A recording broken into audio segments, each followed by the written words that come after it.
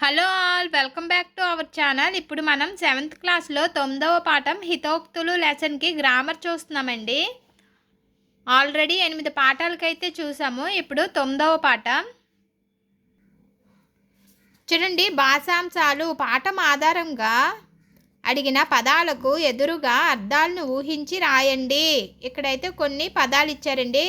గహ్వరము, కిరణములు, సజ్జనుడు, స్నేహము, సంపద, చివరి, కొంచెం, దారి.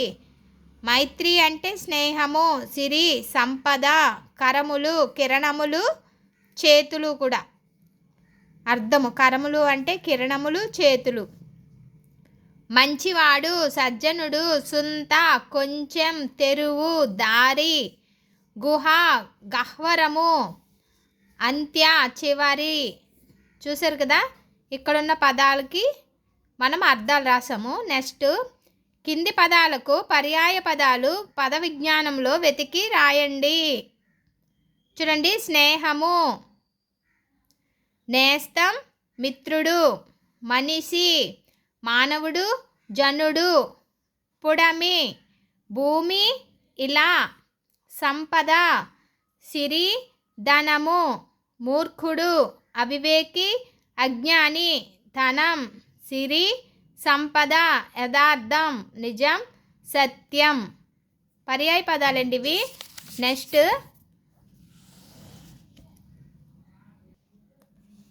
క్రింది వాక్యాలను గమనించండి. రామలక్ష్మణులు రాక్షసులను చూసిరి. ఇక్కడ చూసారా, అరసున్నా ఇచ్చారు. రాజు రోజు బడికి రాంగలడని అనుకుంటున్నాను. అర్జునుడు కర్ణుని ప్రాణమున్ దీసెను. అరసున్నాలండి. ప్రవరుడు ఆకులన్ బసరు పూసుకొని హిమాలయాలకు వెళ్ళాడు. చూసారా, అరసున్నా ఉన్న పదాలకు గీతలైతే గీశారు. గీత గీసిన పదాలను విడదీయండి. విడదీసినప్పుడు చూడండి. రాక్షసులన్ జూసిరి. ఇక్కడ విడదీసినప్పుడు ఈ అరసున్న కాస్త ధృతములా రాస్తున్నారు. రాక్షసులన్ చూసిరి. రాంగలడని, రాన్ కలడని. ప్రాణమున్ దీసెను, ప్రాణమున్ దీసెను. ఆకులన్ బసరు, ఆకులన్ ప్లస్ బసరు. పై ఉదాహరణల్లో పూర్వపదం చివర న్ అనే ధృతము ఉన్నది. పరపదంలో క, చ, ట, తప అనే పరుసాలు ఉన్నాయి. సంధి జరిగిన తరువాత క, జ, కాయమో గాగా, చ, జాగా, ట ఏమో డాగా, త, దాగా, ప బాగా మారడాన్ని గమనించవచ్చు. ఇలా పరుషముల స్థానంలో సరళములు ఆదేశంగా వచ్చాయి. కావున ఇది సరళాదేశ సంధి. గుర్తుపెట్టుకోవాలండి.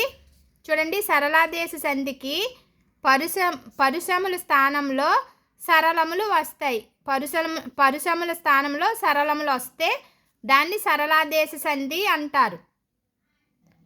ఇప్పుడు చూడండి, పరుషములు అంటే ఏంటి, సరళములు అంటే ఏంటి. కాక, గాగా, ఇన్ని, చాచా, జాజా, ఇన్ని, టాటా, డాడా, అనా, తాత, దాదా, నా, పాప, బాబా, మా. ఇవి ఉన్నాయి కదండి. ఈ అచ్చుల్లో ఈ ఫస్ట్ పదాలు ఉన్నాయి కదా, కా, చా, టా, తాపాలని పరుషాలు అంటారు. ఎందుకంటే ఇవి కొంచెం గంభీరంగా పలకాలి. కా, చా, టా, తాపా అని. అవే ఈ గా, జాడ, దబాల్ని సరళంగా పలుకుతాం, స్మూత్గా వస్తాయి. గజడ, దబా అని. కాబట్టి ఇవి సరళాలు, ఇవి పరుషాలు అన్నమాట. ఈ పరుషాల ప్లేస్లో ఈ సరళాలు వస్తున్నాయి. చూడండి, రా గలడని ఇక్కడ ఉంది, కానీ ఇక్కడ కలడని. చూసారా, గా ప్లేస్లోని కలిపినప్పుడు గా వచ్చింది, విడదీసినప్పుడు కా వచ్చింది. ఈ విడదీసినప్పుడు చూడండి, కా వచ్చింది, తా వచ్చింది, పా వచ్చింది. పరుషాల ప్లేస్లో సరళాలు వచ్చాయి. కాబట్టి ఇది సరళాదేశ సంధి. ఇది ఒకటే గుర్తుపెట్టుకోండి. పరుషాల ప్లేస్లో సరళాలు వస్తే ఇది సరళాదేశ సంధి. కలిపినప్పుడు సరళాలు ఉంటున్నాయి, విడదీసినప్పుడు పరుషాలు వస్తున్నాయి.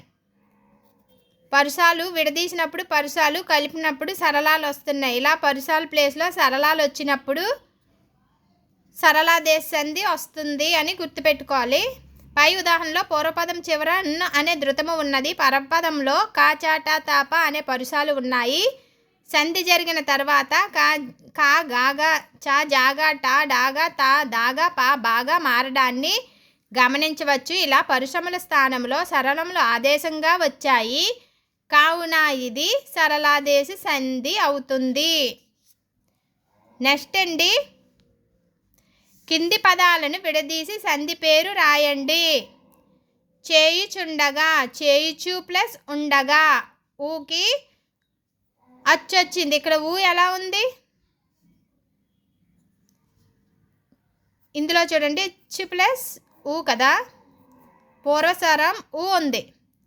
ఈ ఊకి అచ్చు వచ్చినప్పుడు ఆ నుంచి అమ్ వరకు వచ్చే అక్షరాలన్నీ అచ్చులే. ఈ ఊకి అచ్చు వచ్చినప్పుడు ఉకార సంధి వస్తుంది. ఆకి అచ్చు వచ్చినప్పుడు అకార సంధి, ఈకి అచ్చు వచ్చినప్పుడు ఇకార సంధి. ఇజీ అండి, ఇవి గుర్తుపెట్టుకోవాలి. గొన్ననేమి, గొన్నను ప్లస్ ఏమి, ఇక్కడ కూడా ఊ ఉంది. ఊకి అచ్చు ఉకార సంధి. వానికి ఎప్పుడు, వానికి ప్లస్ ఎప్పుడు, కీ ఉంది ఇక్కడ. క్ ప్లస్ ఈ అన్నమాట, ఈ ఉంది. ఈకి అచ్చు వచ్చినప్పుడు ఇకార సంధి. సజ్జనాలి, చూడండి సజ్జన, ఇందులో ఆ ఉంది.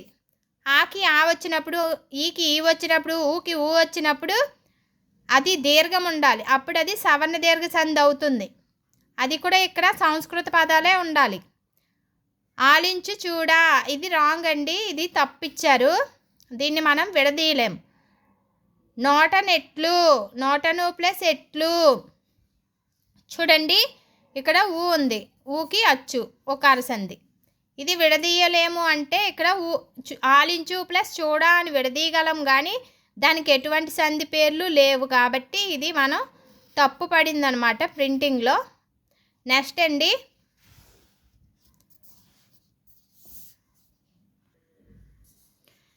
చూడండి ఇప్పుడు షష్ఠీ విభక్తి. కింది పట్టికను గమనించండి, జతపరచండి. సూర్యుని యొక్క కిరణాల వల్ల పద్మాలు విచ్చుకున్నాయి. ఇక్కడ ఇవి విడిగా పదాలు ఇచ్చారు కదా, ఇక్కడ వాక్యాలు ఇచ్చారు. వీటిని కలపాలంటే ఇక్కడ మనకి విభక్తి ప్రత్యయాలు అయితే ఉపయోగపడతాయి అన్నమాట. ఇవి ఉంటేనే ఆ వాక్యానికి అర్థం ఉంటుంది, లేకపోతే అర్థం ఉండదు. ఇటువంటి వాటిని ప్రత్యయాలు అంటారు. ఇక్కడ చూడండి షష్ఠీ విభక్తి ఇచ్చారు. పై పట్టికలోని పదాలను ఉపయోగించి వాక్యాలు తయారు చేయండి. చూడండి, సూర్యుని యొక్క కిరణాల వల్ల పద్మాలు విచ్చుకున్నాయి. అలాగే భీముని యొక్క భుజబలము గొప్పది.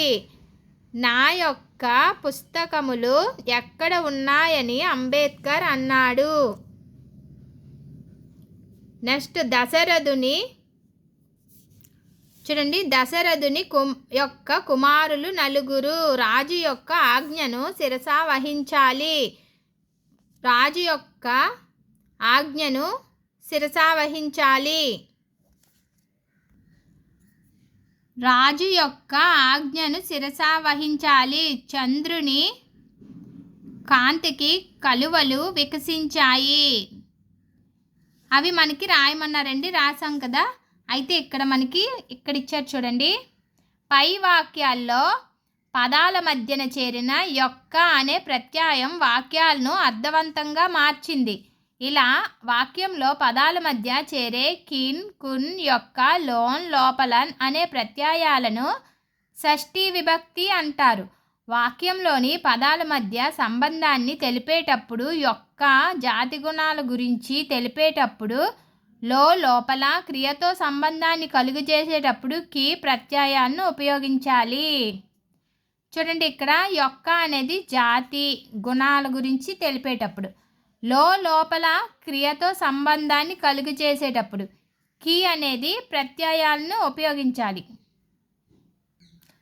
చూడండి వాక్యంలోని పదాల మధ్య సంబంధాన్ని తెలిపేటప్పుడు యొక్క, జాతి గుణాల గురించి తెలిపేటప్పుడు లోపల క్రియలతో సంబంధాన్ని కలుగజేసేటప్పుడు కి ప్రత్యయాలను ఉపయోగించాలి.